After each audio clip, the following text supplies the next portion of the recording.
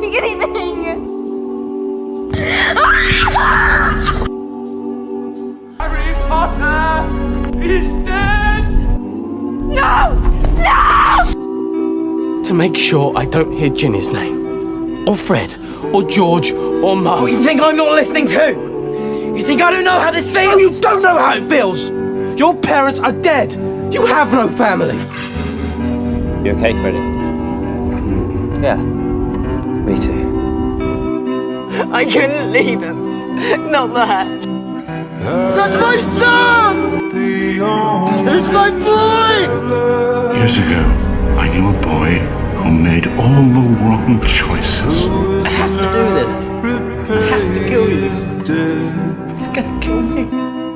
He's just a boy.